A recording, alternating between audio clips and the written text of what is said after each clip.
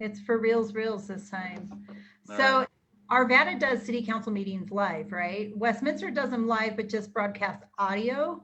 But you guys have like channel 8 where, Correct. Yeah, Arvada streams them live, and then they're available on some of the platforms, so YouTube and whatnot, immediately after, and then they're replayed on Channel 8 frequently afterwards. awesome. Well, John, I think we did it this time. We didn't struggle getting any kind of connection issues. So I think we're officially live. So now that this is DeMott for Colorado takes over policy in Pilsner, I have to explain that a little bit. So my guest here is John Marriott from Arvada City Council. And of course, I'm here with the Honorable David DeMott from Westminster City Council. Right. So I've explained this, that, John, you're a married guy and you get something nice and you take care of it and you do really good with it. And your wife is like, oh, I want that. Give it to me. That's kind of what tonight is. Dave's done a really good job with policy in Pilsner. So I think I'll take it on a little bit and see if it can help me out. But it's a really good bridge, honestly, between David, who is with Westminster, John, who's with Arvada. HD 29 covers both of those cities. Arvada is a little different where you guys have districts. That's right. District 3. That's correct. Yeah. So I'm elected to District 3, which in Arvada is the southern quadrant of the city. My council district goes from about the center of Old Town west to west of Ward Road, and from the southern boundary of Arvada up to about 68th Avenue. So it's about 30,000 people in total, and kind of the southern quadrant of the city. Sorry, we had a little bit of extra audio there. So I think districts are good. And I was just actually telling David earlier that really respecting what the House of Representatives does, and it really breaks out that representation to the populace. And I think that's what really attracts me to this position, being able to represent the people. So I like being able to hear from both of you what you guys have going on that obviously goes with those things that mean a lot to me in my campaign. So I was going to start, since it's policy in Pilsner, you got to talk about what you're drinking. So this is such a lovely color. It really complements the blue. We've got orange and blue going on. This is actually this is a mango Rita.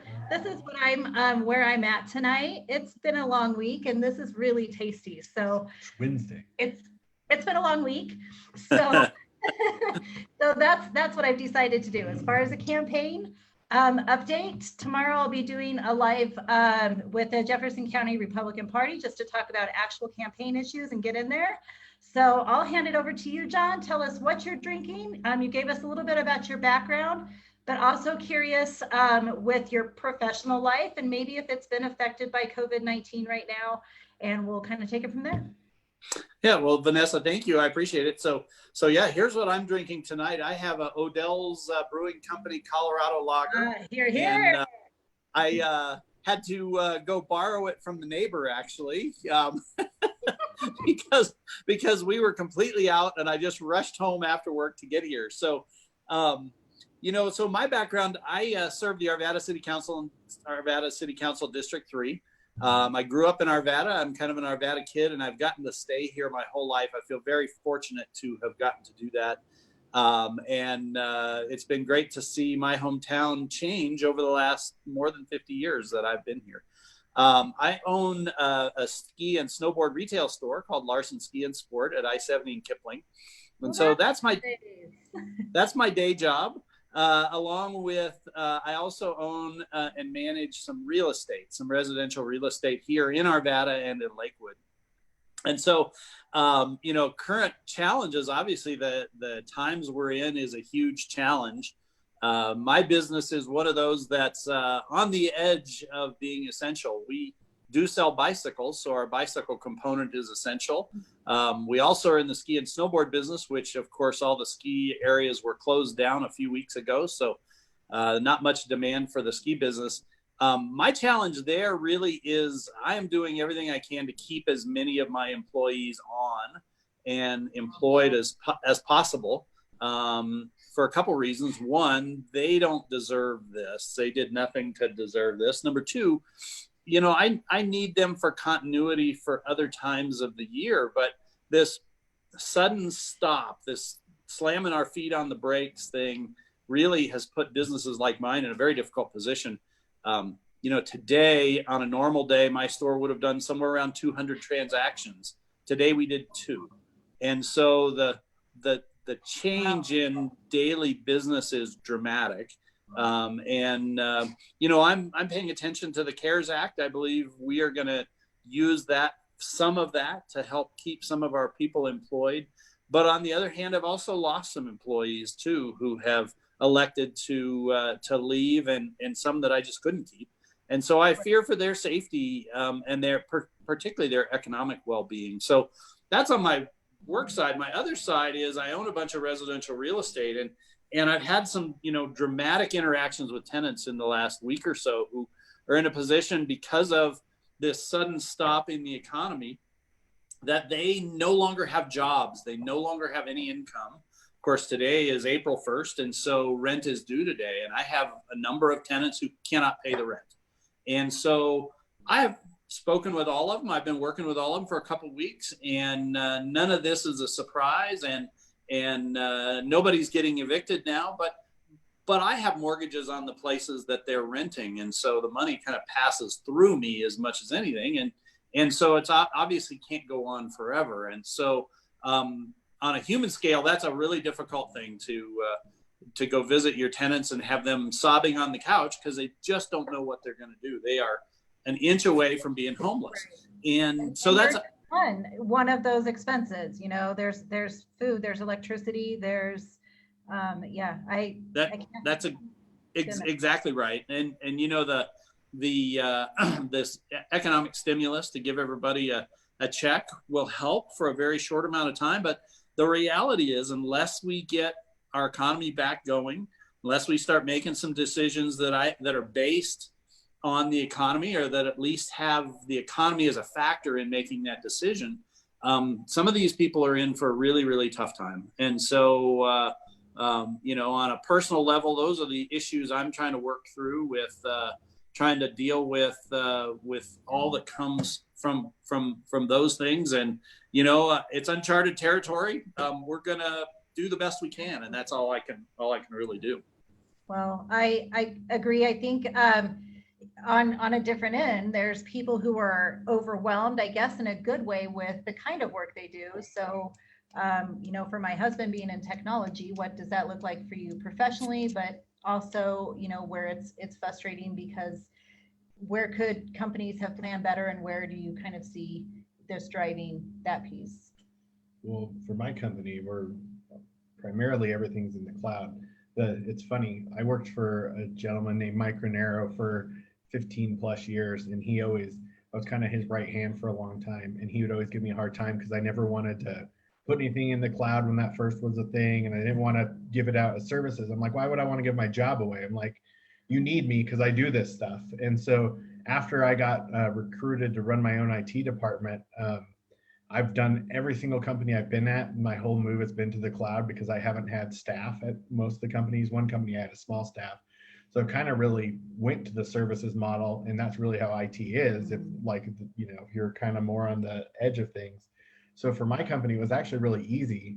We had 2 people who weren't set up to do remote, and we went from kind of hey, we want to test this next week, to we had some circumstances where they decided it was time for everybody to go home, to pretty much everybody get the hell out of here. We're going to work from home. So I was lucky that I was kind of prepared for it, but it still comes with its challenges, especially since everybody's doing school at home, everybody's working at home. The internet is just overwhelmed. I mean, it's holding up, but you could see if you're on video calls all day like I am, you see it kind of going up and down because the kids are doing their schoolwork and people are streaming Netflix. Yeah. So it's been interesting, but I mean, there's no shortage of things for IT people to do right now as everybody tries to figure out how they're going to do their business remotely. Like I know, John, you and I were talking earlier about councils going remote. That's been another thing, is they're all trying to figure that out. And that's not really something that, even by law, I don't know how it is in Arvada and Westminster. We actually had to make some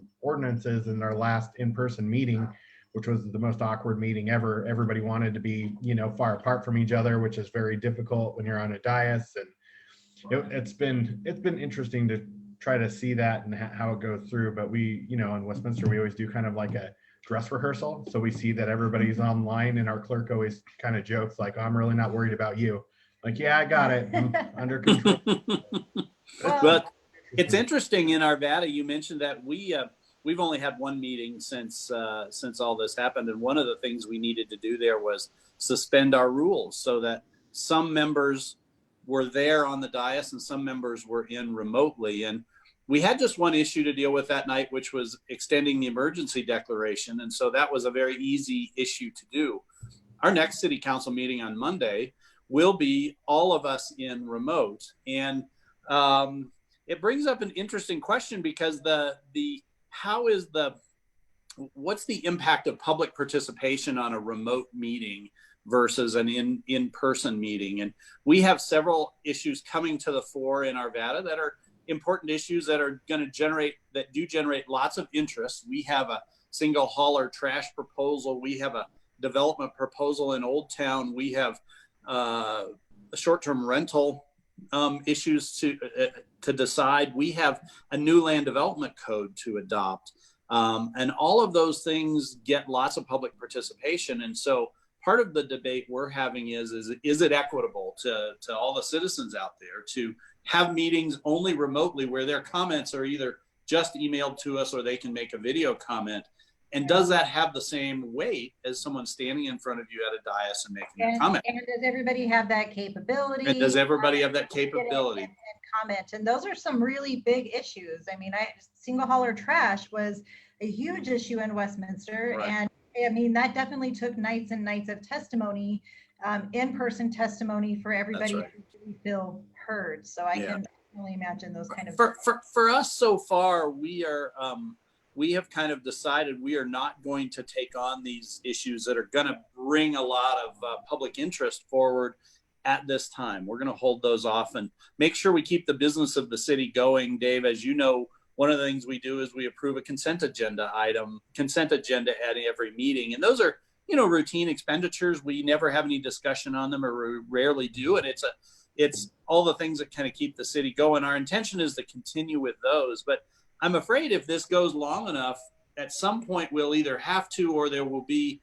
some push for us to deal with our regular agenda this way. And I know for myself, I'm not okay with it. I really think one of the most important things we can do as a local government is to be accessible and available to the citizens, which means we've got to be accessible in every way.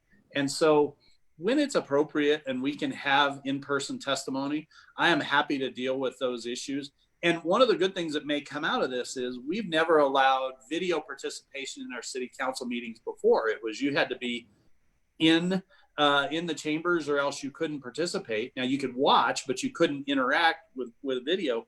My hope is that one of the things we can take from this is add another method by which people can participate. So add the video participation, but not at the cost of the in-person participation, because I still think that's important. So that's my own personal view on how I'm going to take it on. We'll see how it plays out over the coming months. And again, hopefully this house arrest we're all under won't last too long. Well, I think that's a good point. So, hey, to start, when you say, to get out and be out there, we'll kind of lead into that first point. When I look at my campaign, I was trying to hone in on what are those really key issues, I think, in HD 29, Arvada, and Westminster.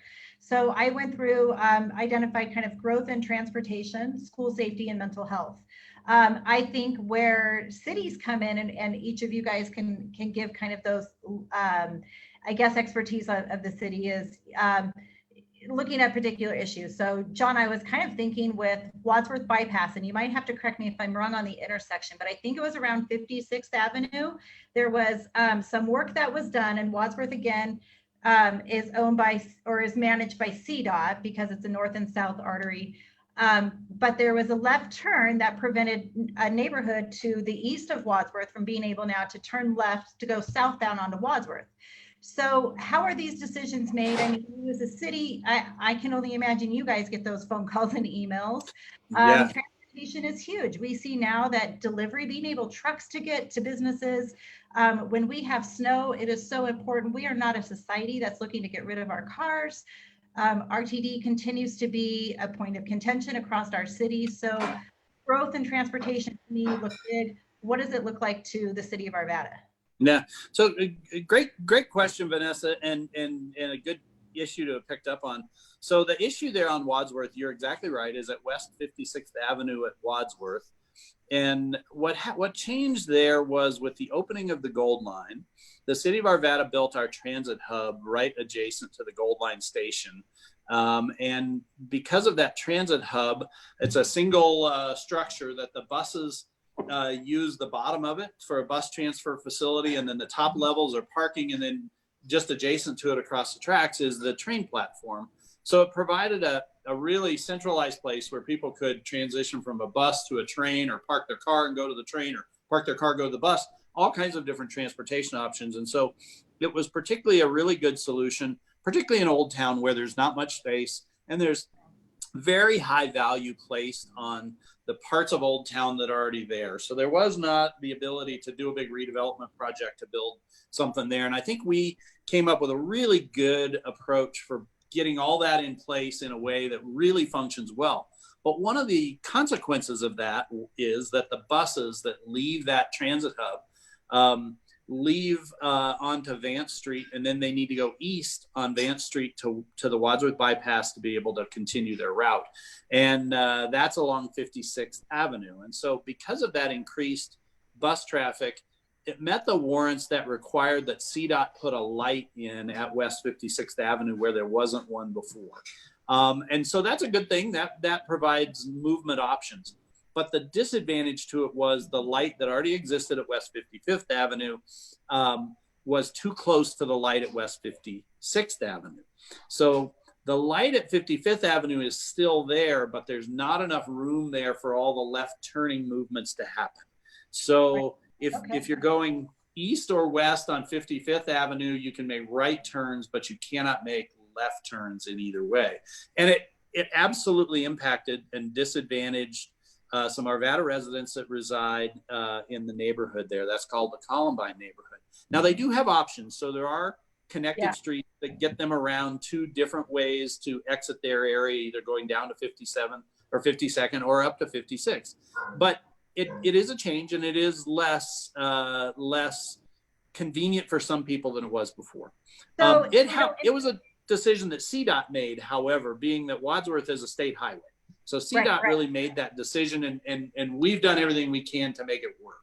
Right. So again, we've had a lot of people jump in and say hi and listen. So hello to everyone. If you are just jumping in, this is John Marriott. We're talking about some different partnerships between house cities, looking at a campaign that is working with state partnerships.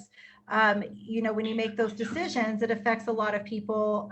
You can't please all the people all the time, but it's knowing all those facts. And Dave, I think they have had a similar situation in Westminster, where residents were upset because of a land use change and how that would affect an influx in traffic off of about 100th and Federal with the St. Mark's Village development. So for those, CDOT's not, I believe if I remember listening to the hours and hours of testimony, CDOT was not willing, or at least at this time, cannot do anything about the left turn. Federal Boulevard is a huge artery right there. It's 96, 97-ish in Federal. And essentially the way that works, there's no light to turn in. And so people end up going up and they turn into a neighborhood and they do a U-turn and then they go back the other way because it's their only option. CDOT to date hasn't had any want or desire to help change that. And some of it has to do with the way that they have their rules as far as like how far apart you can have them. Right. There's a lot of rules about how they do it, how they space them. But it really is bad for the residents. And they're going to add a pretty high dense development. It's affordable housing. It's the St. Mark's Village. I did vote against it. And part of the reason I voted against it was they had a list of things that they were looking past that they allowed exclusions on or variances on. But my big concern was the traffic in and out of there. It's already a problem. and then they're going to add a really high dense unit. It was an interesting issue because we got past the traffic, and it was all about affordable housing and whether or not that was a good thing. And they had a lot of people who came and spoke about the need of affordable housing from our Alto project, that had life altering stories, that they were able to get that housing that they otherwise couldn't afford because they had some misfortune in their life. And to me, I was like, I have a heart for what you're saying, and I understand it, and it's important. However, I'm not denying this because it's affordable housing or who lives there. These issues would exist whether this was luxury housing or whether this was low income housing. It's the density that you're putting in place, not who lives there. And I really think, just for those folks that are in that affordable housing, don't you want me to apply the same rules to the housing as I would to somebody who could afford a luxury apartment? And so it was an interesting thing, but really a lot of the issues around there, to your point, were they're CDOT controlled. And if as much as the developers like, oh, we're going to work on it, we're going to work with CDOT, like, well, the city's been trying to work with CDOT for over a decade on that, and they haven't got anywhere. So that was my big question. Like, okay, do you have any promises from them?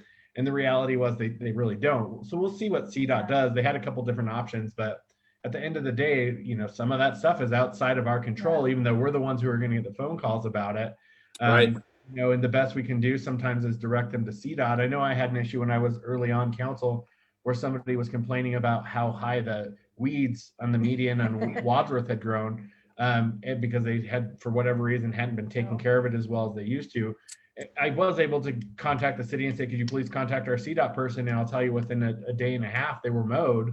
But, it's kind of hit and miss sometimes, as you probably have the same. Well, an issue like weeds is easy to handle, but other things are a lot harder. And Dave, you bring up, really great points on a lot of fronts there. And I'm sure, you and I both have similar issues, even though we're in adjoining cities, where we have state highways in Arvada, Indiana, that carries just a massive amount of traffic that CDOT has completely abdicated its responsibility to take care of. By any measure, that road is unsafe. We had a fatality there just this past winter from a young man who ran off the road and was killed. It's a terrible situation, and CDOT has done or will do nothing about it. But I don't even necessarily say this is just to blame CDOT, because CDOT doesn't have the budget to do it. And Vanessa, this brings it around to you, right, as a prospective House member. Is, one of the issues we have here in Colorado is that the expenditures by the state legislature have not prioritized or featured transportation in a long time. And the last few years, as there's been money left over, they've been willing to give a little bit of the money that's left over. However, this coronavirus issue is probably going to put an end to that again. And again, we go on with transportation being unfunded unless the citizens are willing to add taxes to the mix to do that. And again, looking at this latest coronavirus thing, we're about to have really high unemployment. We're going to have a lot of people really behind. My tenants who can't pay their rent are going to be months behind. Is it adding tax, or is it just being smart? Because I think, as you both have talked about, Indiana's an issue because of growth. Affordable housing on 96th and Federal is an issue because of growth. And so as cities, and you plan for growth and you're trying to work with those partnerships, transportation, we have said in our registration fees that we want transportation prioritized, but you're right, it's just not being prioritized down there. And that's, I can't be more of an advocate to say that you as an owner of a ski shop and your tenants all deserve roads. You have a car, you pay for a car. I do love writing out that check every year to pay for your registration, but because it's not cheap. So right. You expect for those things to be taken care of. You should be able to drive down a road and your car not be mangled from potholes because the road is being taken care of. Well, you're exactly right, Vanessa. We already pay for that stuff. And at times we're not getting our value. And I think it's not purely the legislature's fault, but the legislature's complicit in it. And the legislature has furthered it over time. And I think it's a priority issue. government is really all about making our priorities. I know, Dave, you probably feel the same way with Westminster as I do with Arvada. We have requests to do much more than we can possibly do. We must prioritize, and we do that annually with our budget. And I'm always trying to stick to, the core missions of our municipal government. We need to do those and do those well. The state government, I wish, could do the same thing and include transportation as one of those core missions that they should be paying attention to. And I think they aren't. And CDOT's an easy villain, but really it goes deeper. It goes deeper than that. And we move people across this state all the time. We move products. We have public transportation. We have airports that are in constant need. We have residents that are concerned about the amount of airport traffic. Regional airports. So, right, there's so much conversation to be had, and it's great to see what at a city level, what that growth means and how that affects you, I guess, how you guys plan. That was kind of where I was going to go with this next question. I remember a really informative town hall I sat in where DOLA had really given just the whole spectrum of this is what growth looks like in our state. Here's where it's come from. Here's where it goes. I want to say this when it comes to growth. We're parents of 4 kids. At one time, all of our kids were little and all of their friends would come over here. I don't know if it's because we had the best Capri Suns and Rice Krispie treats or what it was. I loved having everybody here. Whatever it was, we were doing it right. I love Colorado being that person. I love Colorado being that state that everybody wants to come to. But I think it's important, where does that growth, where should it happen? Our ski towns need growth. They need people to fill the jobs. There's other places I think we all see we don't want to live on top of each other. We love our open space now more than ever. We don't want to see density in our suburban areas. So that growth is important. So as city planners, as you guys work with your city departments, those are a lot of things to take on and to listen to citizens. And I know you never make anybody happy in those decisions, whether it's private property that you're just, going through the process, or you're actually having to change those land uses. And then where does the state play into that? Well, real quick, a couple things on the transportation, because this is something that since I've been in has been a big deal. And I know our mayor has always been like at the forefront of trying to get tax increases. And I seem to always be the one jerk on the council who doesn't want to support it. And it's not because I don't support transportation and paying for it. And I was at I don't know if you've been to any of these listening tours that Governor Polis does. I was invited to go to one up at Red Rocks Community College. And I was at a table and we were talking about transportation funding. And I'm the only one at the table who seemed to be like, well, you need to understand why people are saying no. And I always find it amazing. Nobody wants to listen to me when I come from the group that says no. And it's like, well, don't you want to know why we keep saying no? That's right. We keep saying no. And it's like, they just want to keep re-educating us like we're too stupid to understand that things cost money. I understand it costs money. But I looked Governor Polis straight in his eyes when I was saying this, because he came over to our table and had stopped and was listening to me rant. And I was just like, the fact of the matter is you keep coming up with other pet projects and you're not doing the core things. Back to your point of like, I'm the same way. I want to focus on our core things. There's so many nice things that we add and they're good and they make people feel great. But if I'm not taking care of my roads and I'm charging you too much for water and I can't buy rifles for my police department when they ask for them without a grant, there's a problem. I'm not taking care of my fundamentals. And it's the same way at home, right? I got to pay my rent and I got to feed my kids before I go buy a new firearm, which is my hobby. So, I have to do those things first, but I'd love to go buy a new firearm all the time, but I've got responsibilities, and trying to get them to understand that. And people, on the other side who are pushing these tax increases just don't get it. It's like, take care of those fundamental things. But as far as like the growth, I mean, it's a delicate balance. Like, I'm not one who wants to control the market and hamper it. It's supply and demand to me. I think that the affordable housing thing is an interesting conversation too, because I think that if we would get out of the market's way, affordability would come back to Colorado. But we want to control everything. But whether it's the defects litigation stuff or whatever else, that we're not letting people build what the market dictates. And, I see a lot of that, and I think that's a frustrating thing. And I know, our Westminster and Arvada both have a lot of growth. You have a little more room because you're not landlocked like we are, but man, you guys have just had explosive growth over the last 5 years. And I don't know if you're a native like we are, but I know you've been here a long time and you've seen a lot of that. So yeah, I grew up here, and so I've seen Arvada go from 20,000 people to 120,000 people. And yeah, you're exactly right. There's demand for growth. We've got growth. It's actually the most challenging thing I think that I do in my role on city council is to try to serve all the different voices when it comes to growth. So there is what the market demands, which we have some demand for some density that really didn't exist in Arvada 20 years and 40 years ago. Now there's demands for it. And so that's a market condition. I feel like we have to serve the market. There's also the private property owners who are looking for highest and best value. And we as a government have a responsibility to not arbitrarily take that from them. But we also have then residents who say, look, I moved here because it was a suburban community and I want it to stay a suburban community. That's my vision of Arvada 100 years from now, is for it to be a suburban community. And so we have those voices too. And so the balancing act is really hard.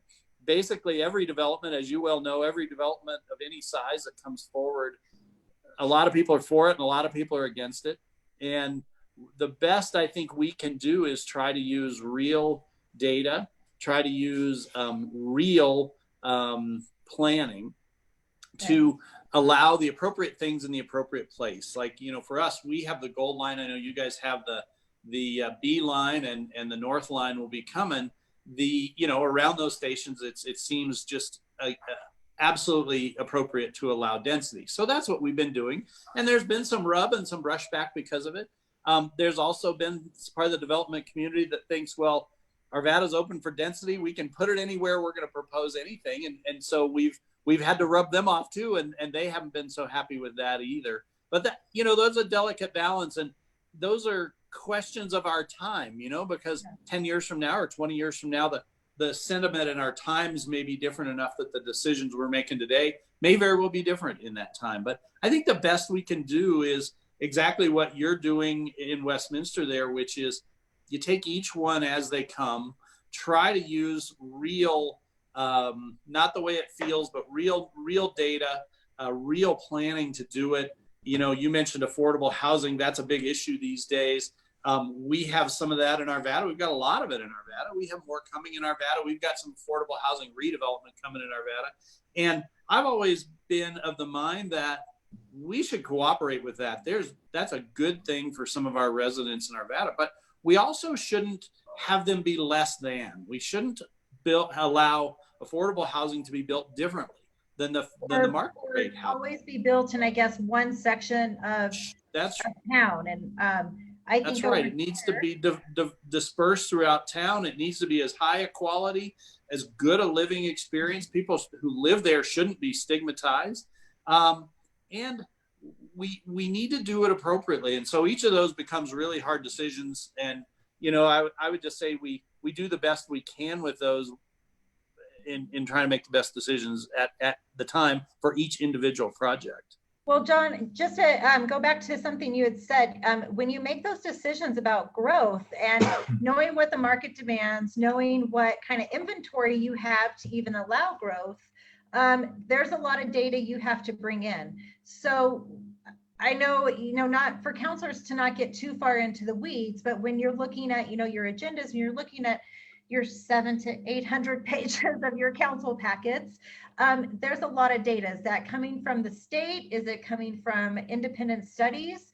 How do you see that? Is this projecting what that looks like? Because I guess this is following into my next question of when we talk about schools, you guys have a limited role when it comes to our public schools, but growth is a big part of that. You bring families in, people want to know where they're going. Schools attract families to your cities. So I guess a little bit of where does that data come from? And then we'll kind of go into our school portion of this. Okay. Yeah, no, it's a great question. It comes from a lot of sources. we have a staff in the city of Arvada, a large staff that does a really professional job of providing us with information. But there's more to it than that. There is information that comes from transportation studies. The school district has to sign off on all the development we do. In spite of what people say, development does pay its way in Arvada. That development includes a bunch of fees for things like park development, transportation, improvements, schools, those types of things. And so development is paying its own way. But when development is much in demand as it has been the last 6 or 7 years, there's some differences of opinion about, is development paying enough or not, or too much. And so, we use a lot of sources. I'll tell you, the developments in Arvada that are any size have mostly come to us as proposals that we look at through a process we call a sketch plan, which is really a preliminary look at it, where we can get some of those issues between the residents who live around there and all over the city, as well as the developer, and then from the city's perspective and the school district's perspective, everybody's perspective, the park and rec district, get those all on the table early before they actually submit a formal application, so that their application can address some of those initially and hopefully make a better development out of it. Everything can't necessarily be solved, but it mostly can. But so you mentioned schools. The cities don't build schools, not in Westminster, not in Arvada. The school districts do that. Our developments require dedication of land or money to the school districts to provide the spots for schools to go, and some of the money for the schools to be built. And the school districts have, of course, a very delicate job of trying to build schools and have them done in the time when new residents are coming in and all the kids are there, but not overbuild it, because then they've got a maintenance and a upkeep problem that they can't afford to deal with. And of course, in Arvada, we have, and I think Westminster has similar, we have schools who are losing students on the eastern side of Arvada as those neighborhoods age, and schools on the west side of Arvada are ferociously crowded, as that's where the new neighborhoods are and most of the children are. So you kind of have this shift of school capacity from the east to the west. I could talk all night about school and what that school choice and option looks like. I think now, with seeing everybody home, gosh, we could see such a great reduction in that overhead and where our schools are not being able to keep up financially with all that. So I won't go there tonight, because that is such a great topic right there. Yeah. But Dave, same thing. I mean, when you look at how that growth affects all of those studies, you get transportation studies, you get anything from city planning, from economic development, you have residential development, you have business developments. What does that look like? And then again, as we kind of look into school, with, I guess, the topic of schools, sometimes it affects, because we talked a lot with the downtown project. If there's property that could be generating tax revenue, I'm trying to say this very carefully, tax revenue that can be generated for the public school district, that would be residential to make property tax, but that is waived, that becomes a huge piece. It's a balance. Sometimes it's a drop in the bucket. It's a tool. Yeah, you could talk about tax increment. Yeah. Basically, Yeah. I know John will start laughing, because that's council people's favorite subject. It's funny, but that's a complex issue. But I mean, it is, depending on like the downtown, the way that it's set up, and the way the taxes can or can't be taken, so that you kind of pave the way for development. It can hurt the school districts. I think Colorado in general has done a good job of trying to make the school districts whole for the most part, but I think there's been some legislation over the last couple of years that have really spoken to that. So I mean, that's difficult, but I mean, as far as like growth in the schools and like how development looks at those, it's the same way in Westminster as in Arvada. We have a little bit more of an interesting dynamic, as far as we're in 2 counties and 3 school districts that touch the city of Westminster, because we have Westminster Public Schools, Adams 12, and Jeffco schools. So, there I've seen developments in all 3 of them and it's the same way, like they have a certain dedication they have to do, otherwise they have to pay a certain amount of money. But I mean, and we're no different as far as like the aging neighborhoods versus the other neighborhoods, or even people choosing from one district to another. Like I know when our oldest was young, we were actually in the Westminster Public School District, and we choice enrolled her into Witt Elementary, which is the Jeffco school, which is the school I went to, because at the time that was Adams 50, and they had a lot of really bad problems with the school district. I have to give a lot of credit to their current board and the most recent board members that they've really turned that school district around and done a really good job. But I mean, same real challenges that John spoke to. I mean, that stuff's not really different from municipality to municipality. It's just different depending on the school districts. But Arvada and Westminster are so close together. I mean, Jeffco is a lot, like the other two public school districts. Well, an area that I think the city does collaborate with the school districts is and this is a big piece of my campaign, is school safety. So as far as Westminster, you guys supply an SRO to at least all of our high schools. And then there's usually those shared resources. John talked to me if that's kind of the same thing that Arvada, we have even some common schools between Westminster and Arvada. But that's a big piece. But is that sustainable? That becomes complicated. What role do they take on? It's crucial to have those officers there. But I guess when I look at the big spectrum of school safety, gosh, if God forbid the worst thing happen, are they the ones that can take care of it? Is that where the city comes in? Is that, where is your limitations as a city? Where do you need a bigger discussion board to talk about school safety on that level? Yeah, hey, good question. And we do just very similar to Westminster. We do provide SROs or school resource officers at all the high schools and junior highs, and I believe even some of the elementary schools, and some of them rotate around. And I think that's the right thing to do.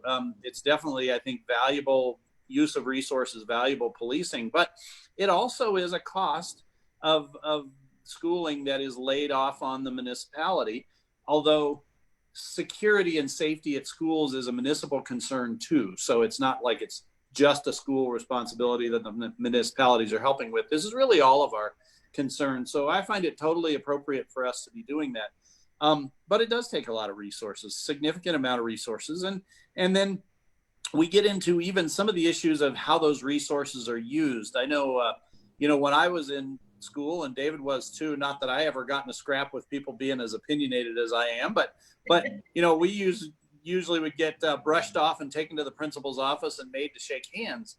A significant number of kids who get in a scrap at school these days end up in our court system, and they end up with an interaction with the police, issuing a ticket or a summons, and then they end up in the court system. And those are all matters, I think, that are very important between the city and the school district. The city should be really trying to provide the school district with what they need to have a conducive atmosphere for learning. But at the same token, the schools need to take care of their issues. And so I think it's one of those places where one of my eye-opening events of getting on council was how much cooperation there is between different levels of government at our level here in the municipal government, between our rec district, our school districts, our fire district, which in Arvada is a separate level of government, as well as then with our state representatives, and what goes on down at the Capitol, and how necessary that cooperation is. And my comment on it would be that, I think we're getting it about right. It's a fluid situation, however, and it changes. And are our schools vulnerable? Yeah, I think our schools are vulnerable, but they're way less vulnerable than they used to be. At times, at some point, we have to sometimes say, that's the best we can do given what we know now. And I think we're trying to do that on the municipal level. I think the state is doing a pretty good job of that with safety and school safety. My biggest concerns are really the students in school, particularly at the younger ages, their interaction with our municipal court systems, that whether that's really the best place for them, and are the school district doing right by just funneling all those kids into that system rather than trying to deal with it themselves. Like I said, school could be, I could talk about school safety, education, because I think it still feeds into that same place, that it's still a one size fits all, and it just can't be. I speak from personal perspective from Dave and I. You know, we have a child that is a special needs child. We know that it was a struggle, and we advocate like hell to get her where she's at, and we will continue to do it. I know that's not the case for every parent, that every parent can't, or every parent is equipped to do it. But I mean, it's your child, you should want to, but not every child is with their parents. There's a whole gamut of kids out there who need an education system that works for them. School safety for me leans into a lot of that. Numbers I could rattle off are, yeah, there's absolutely a number of active school threats that the Jeff Code deals with, but there's twice as many individual suicide threats that the school district deals with. We have kids that are hurting, and just really a school system that's not working for them. And there's, you know, it's, I guess we could go on and on about what those solutions look like, but that's what this campaign is for, because I want to be at that state house making those solutions. I got ideas, man. Yeah. But well, that's what we need we need ideas down there. I'm telling you, we need some sane ideas. We got some crazy ideas down there all the time too. Right, it's common sense. These are our kids. We should want to prioritize. And you know, back to your point, I guess a few paragraphs ago when we were talking, parents are the expertise on their kids. Parents know best, and that's where that decision making needs to be. Is let us make those decisions that, you know, and involve us in those. So, you know, when we look at school safety, Dave, I mean, we have a very personal experience with it, but as a city, where does that bridge? Well, I think a couple things. So we do have a good SRO program, and there's constantly training going on, but I think it's more than just the active shooter situation that we're worried about, like the amount of bullying and the amount of, there's, you know, there's just such a strange culture now that we didn't deal with. Like we had bullies, like I got bullied. I was the fat kid. You know, that was a thing when I was a kid, but it's like, it's different. And you have so many disconnected parents, whether it's because they're so you know, have to work 2 jobs, or both parents are working. I don't know what, you know, what it is, but there's just so many different other things that feed into it, including mental health, which I know is a focus for both of us, partially because it's personal. But I can tell you from experience, and I shared this in a council meeting, is, you know, one of the first interactions I had with our police department after being on council is that they did a threat assessment of my daughter and took her in cuffs, and they took her to one of these stand-up ERs. And we ended up with a, you know, a multiple $1,000 bill. And it was a very frustrating thing, because we had been working with the school district, and they knew her situation. She had you know, plans in place, and they were supposed to talk to us. And had they called us before I get a call where I'm, you know, calling our PD saying, where's my kid at? I would have said, let's talk to her specialist, who she has. And we would have never went to that stand-up ER, because even when she was at that stand-up ER, that, you know, ended up costing thousands of dollars. Luckily, I do good for myself, and I can, you know, I can take on that cost. Some people can't, but even there, they're like, she doesn't belong here. She needs to be with her outside care, which would have been the plan. You're right. We were all on the same page when we were dealing with the school. And I don't fully fault either of them. They both went through their protocol. And I think the problem is the protocol is wrong. They don't have, and I'm not, you know, it's so hard. I don't expect the teachers and the police officers to be mental healthcare professionals, but it's such an epidemic anymore. We need to figure out, you know, what the right solution is, because I don't think having a person in crisis necessarily in cuffs, who's a 12-year-old kid, you know, adding more traumatic experience to the situation.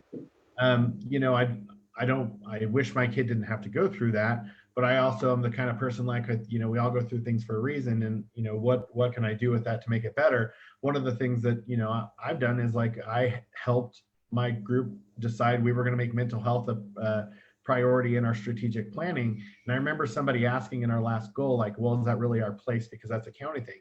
The care is absolutely a county thing, but mental health problems touches every one of our frontline people, whether it's the fire department, the police department, somebody going and reading meters, somebody doing street work, somebody at City Hall who's, you know, working the front desk.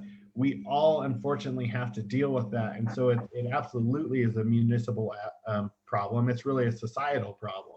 So when municipalities look at either policy or I guess anything that can come down the line that can help you guys, I think you talked at one time, maybe there could be help in police or sorry, in patrol cars as you're out there, because not just in our schools are kids dealing with mental health issues that end up in handcuffs, that end up in ERs, that cost the community money, and then they're just released to repeat that cycle again. We have homeless population that this affects.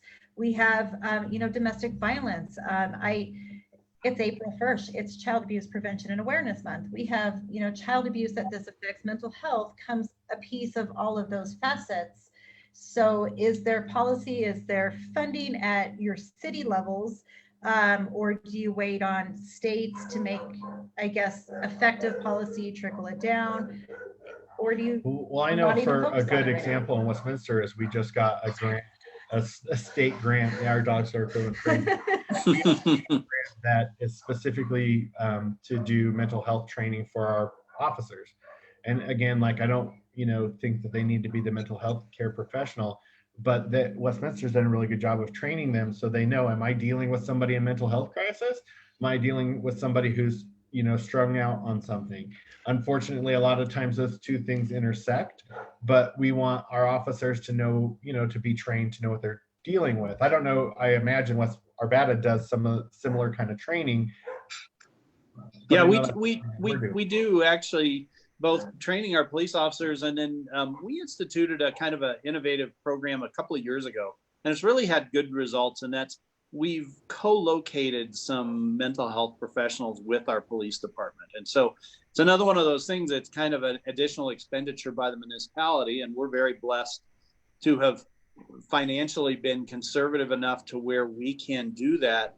But when those police officers go on a call that is a interaction with a homeless person who is not acting right, or a potential domestic violence situation, whatever, they will take one of those mental health first responders with them. So we've actually got a mental health professional in addition to a trained officer.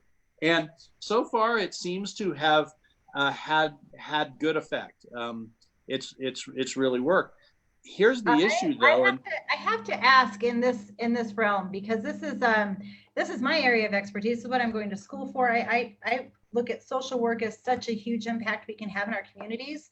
So you have somebody there with your officers, and they're an expert. They're saying, yep, this person's in a mental health crisis. This person is possibly has a medical or some kind of interaction.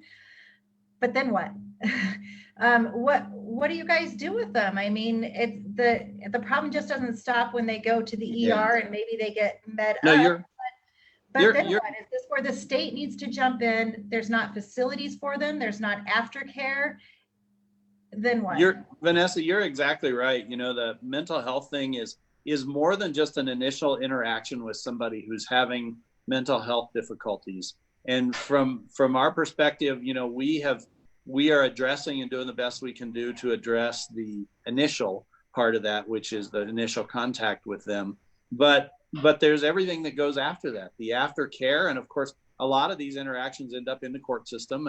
And in our court system, we've instituted a probation program, particularly for younger people, but for everybody to try to help provide some midpoint check-in with the mental health thing. But I think it's one of those places where really the municipalities have to dispense a lot of this mental health care, but it's not part of our core responsibility. It's really the state and the county's core responsibilities, and they suffer a lot of it, and they do provide for a lot of it. But it's another one of those places there's probably an opportunity for better cooperation there between the municipalities and the state and the county, to really make all these resources more readily available. It's interesting, all of the cities in Jefferson County got together, and we've implemented this coordinated homeless navigator program where we've brought on another FTE, an additional staff person, as well as most of the other cities have too, that their job is when they encounter homeless people, and these are not necessarily people in mental crisis at all, but just homeless people, that we have a coordinated response of making sure all those resources that are out there are available to these people. I really think part of the issue with mental health is there are lots of resources available out there, but coordinating the navigation of those is an issue. And that's something I really think the state could and should step up and do. So If the state doesn't, I think the municipalities might have to, but I really think there's an opportunity there. The state is, I had the opportunity to testify for the Behavioral Health Task Force and looking at our state mental health system. What does that look like? Who does it affect? Again, there's a huge spectrum of mental health, substance abuse, of course, included in there. So I can understand there is, I mean, you've got funding streams to go to 14 different state agencies. Every agency's got some piece of the mental health. Maybe, you know, behavioral health is over here, but yet suicide prevention is with, you know, Department of Health and Environment. It's all over the place. I think that they're doing a great job at this task force to try to streamline those resources, create that point of contact. So you kind of have that managed service feel is what they would like to see. But again, it's bureaucracy. It takes time. I live in the world of now. I live in the world of, I have a child that struggles every day. That do we have that time, but what else can we do? So I think you're absolutely right, John. There's just so many different places that it goes. It's got to be streamlined. And how do people get those resources? Because everybody wants to help. We're not a state that lacks empathy at all. We have so many people out there willing to help, but how do we connect people to those resources? And most of all, how can we be more proactive? Because this is great, but this is all reactive. This is all just helping on the back end. Well, where do we start to help heading off the mental health curve? A couple of things I would point out that Westminster has done. We also have a navigator that's a FTE that works with our Parks Department because they're the ones who interact the most with the homeless, because typically they go and they use our parks facility, parks or open space, or a lot of times at our libraries. And Westminster has its, some of its own libraries in the Adams County side of the city. The other thing that Westminster has done is we have a mental health court. It's fairly new and, had a couple candidates through it. Westminster's a little unique in the fact that we do domestic violence cases at our muni court. Not most municipalities do the domestic violence, and so there's a couple facets that are a little different in Westminster, but the mental health court, I think, is just something that's really neat. Adams County also has like a veterans court that has some of the same things. And the goal of both of those are to take those individuals who end up in the court system that just need to get connected to the right resources, because they end up in the court system because of their situation, whether it's, some sort of substance abuse in the veterans court or domestic violence because of their experience as a soldier. Well, ultimately, that's where they all get collected, right? Is into the court system. And if we can find places to get to them and help them navigate to the help they need before they get to the court system, that's a savings for us in the municipal world. Certainly saves the county. In Arvada, we do not prosecute domestic violence in the municipal court, so that all goes to Jefferson County. But it only makes sense that the sooner we help these folks, the better both they are and we are. And so, Dave, I think you're exactly right, and you guys are doing exactly the right thing to try to find all those different off ramps where you can get them off of the freeway to jail, right? And so find whatever off ramp you can get them off on is better. And I think, again, I really think it's the state has great opportunities there, but it does take. I think, Vanessa, you're exactly right. It takes whether you would call it a simplification or a consolidation or navigation, something that makes that whole system, kind of easier, friendlier, more accessible. And it's got to work for all consumers. It's one thing to have, Child Health Plan Plus or, the state's Medicaid. But for private insurance, we're not looking for free services. We have insurance. We want to use it. We talk all the time that, the best proactive step we can take for our daughter and for most people in any kind of a mental health situation, to have weekly therapy. But that's always out of pocket. That is not covered. No insurance covers a therapist. Even if you look in network, you're looking through just rows and rows, and you're supposed to pick. You should have that freedom to pick who works That may for or you. may not have the Yeah. free spot. Like they may be on your insurance, but they may not have free spot, or they So, may not do a 12-year-old. a lot of those gaps, I think that we see. Another piece of that, again, not that these are at a city level, but again, being proactive. A place we saw with that bridge into school was when you deal with hospitalizations, these kids lose a lot of time, and then they're having to transition back to their school. It adds to that piece of, now the school is on the hook for this, and now you have an SRO that's constantly involved. We know that from firsthand. They're looking out for the school, for the safety of that child, but the safety of the whole school. And you've now put a child back into that situation.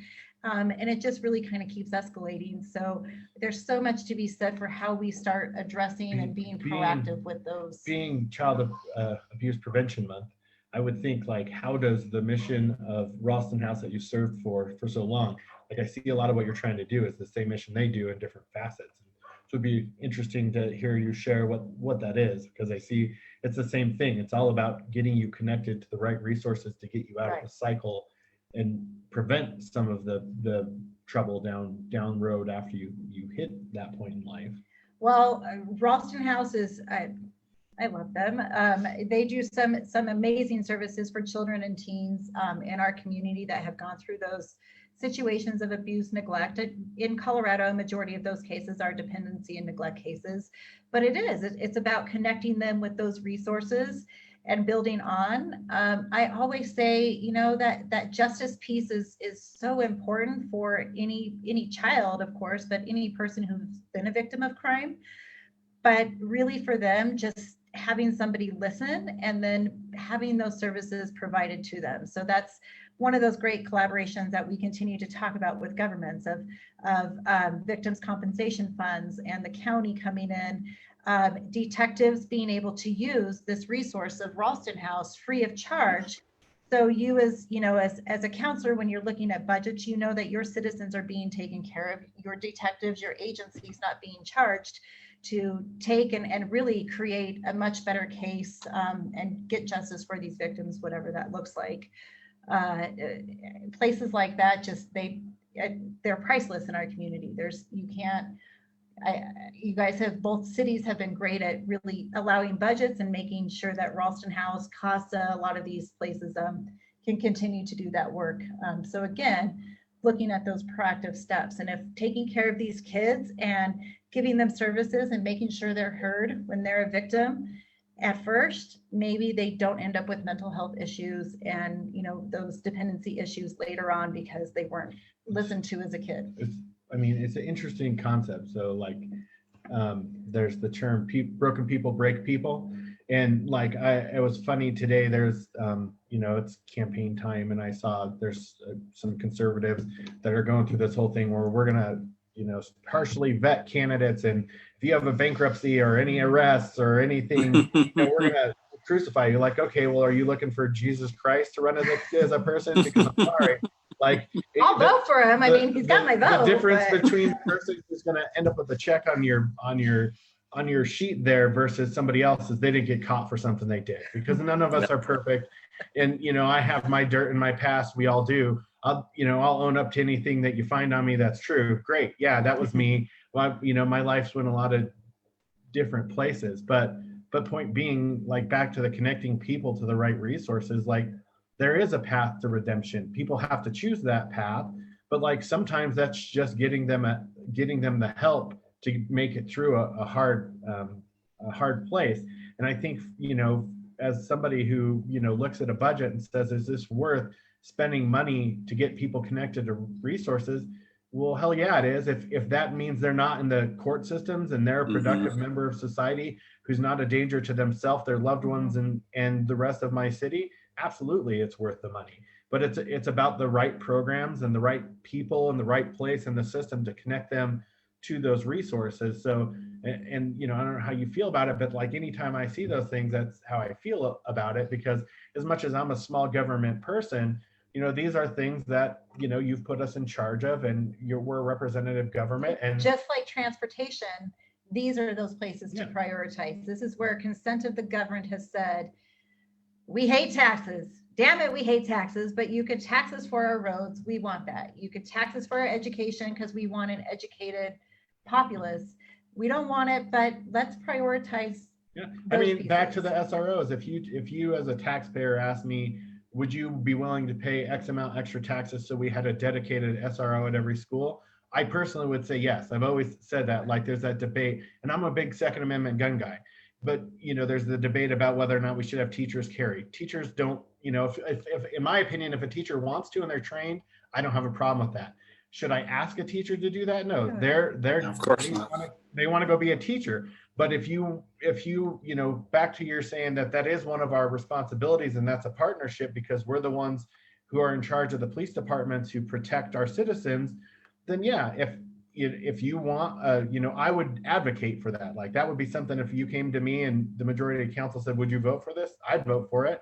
You know, I'm big on making sure that our police department has the correct resources and which is people and equipment, to be able to protect our citizens. And unfortunately, we live in a dangerous world where people are willing to go after our most vulnerable, which all too often is our schools. So, like, you know, but that's a, you know, I'd be willing to go to my voters and say, vote for me because this is why this is important to you. And I, you know, could put my head down sleeping at night knowing I voted for something like that. Yeah. Well, Dave, I agree with you. I think, you know, we can't, as a municipal government, turn our heads to it. It's around us, and it's something our citizens want us to deal with. And I think we do deal with. And, you know, in our jobs on our respective city councils, a lot of what we do is we evaluate budgets and expenditures, and is this worth it, and is that worth it? But it's not all about that. You know, there's the general order of things, and there's the well-being of the people that we represent, and those are not really quantifiable with an exact dollar amount. What is important is that I think that we create the environment of a cooperative environment with all the other layers of government. So with the county and the special districts in the state, and that's absolutely critical, because we don't want to have three different wheels that we all invent. We should all participate kind of in the same system. And I think on us, it's incumbent on us to help create that environment and then to really guard and protect that environment. And it's one of the things I'm really proud of with all the city councils around this part of the metro area is the cooperation, the regional cooperation that we do on this issue and on others, in that we at least have open lines of communication. There's constant communication, there's constant working together on these issues, and I think that's really important. And I think Vanessa, as a prospective state representative, that would be my advice to you: is that everything you can do to foster that climate of cooperation and innovative solutions to these issues, constantly evaluating and looking at those things. I think that's the positive for the lives of all of our citizens out there. And I suspect you'll do a really good job with that. I'm looking forward to it. Nobody makes an elected position look easy this week. What you all have on your plates, but it's the job you all signed up to do. And I know that because you always have, at least my husband has, that worst case scenario kind of guy attitude about him, that you have to plan for the worst, but hope for the best. And you're in this to take care of your citizens, that, you know, hopefully reelected knows that this was never about you, that this was about the people. And that's what I've thought from day one, that this was going to be about the people. So John, you've been a great guest. How's your borrowed beer doing? Did you make it through? I am just about empty. See, that was good timing. We can manage time. We can manage a budget. So yeah, absolutely. Well, it's been a real pleasure to be on with you guys, Dave. I always enjoy seeing you and talking to you, and I don't get to do it enough. And we should make sure we do it more often. And Vanessa, too, you too. I have the utmost respect for both of you, and really want to wish you well on your electoral journey here. And I know you're going to do just a great job. We'll have to actually sit, once this is over, go to Pietro's and actually plan to eat together. I feel like I run into you there all the time. That's right. There and Jerry DiTullio. There's like this crew of people that hang out with my cousins. So I don't know. You guys must just be like, just going beside yourselves, not being able to congregate at the pizzeria right now. Man, you're right. It's tough. I'll tell you what, social interactions are definitely, it's been over a week and I miss them greatly. It's an interesting feeling. That's for sure. Yeah. Well, John, leave us with, when is Arvada City Council, you guys are doing virtual meetings from here forward, and tell our viewers, when is that? Where can they find you? Yeah, that's correct. So we meet every Monday. We will have our first virtual meeting this coming Monday, April the 6th or whatever date that is. I think it's the 6th. And so that'll be our first one where we're going to do it all as a virtual meeting. My hope is that these don't last that long. I really think we are best when we're all there together in the room, and the public has the opportunity to be there as well. But we will have a business meeting this coming Monday, and then we will have a workshop the following Monday. We alternate business meetings and workshops. Workshops are places where we get to interact with the staff. As you guys both know, in local government, we don't get to do anything in a back room or in private or anything like that. All of our discussions happen in the public, and this is a way for us to have discussions in the public eye on the issues facing us. And so that's what we'll be doing. It's going to be interesting doing it virtual. It'll be a new one for me. As we were sitting here doing this thing tonight, I was just thinking I use my iPad to do my city council packet with, and I'm currently using it as a projector and a TV. So I'm going to have to acquire a second iPad or something, figure out some technology solution where I've got two things available to me. That's why we're here, to help you work out those kinks before the city of Arvada needs you, John. So a very good dry run. I would have been embarrassed Monday night by not being prepared. So thank you for helping me with that. And thank you for having me on. It's great to see you guys. These are challenging times, and I'm really impressed by how all my fellow elected officials all throughout the region are rising to the challenge, and very thankful for all of you, and thankful for all that you all do. For sure. Well, thank you for joining us. Hopefully I'll figure out something on my own so I don't have to keep taking over David's shindig here, because people like to see her anyway. It drives up my viewership. So that's good. We meet again on Monday at 6:30. We have a study session. And then I'm actually doing these online policy and Pilsners until they let me out of my house. So next week. Yeah, next week I have former Mayor Pro Tem Alberto Garcia, who is my friend from the other side of the aisle, even though municipalities isn't supposed to be partisan, but he and I have very different political views, but a very good friend of mine. So he's going to be on next week, and we're probably going to talk about our low carb diet that we've both been failing miserably at for the last 2 weeks since I've been locked up. But I appreciate you joining us. I do always enjoy talking to you, and we'll have to sit down and have a meal as soon as we can. That sounds great. Great seeing you guys. All right. Good night, John. Stay safe. See you later. Bye-bye. Bye, everyone.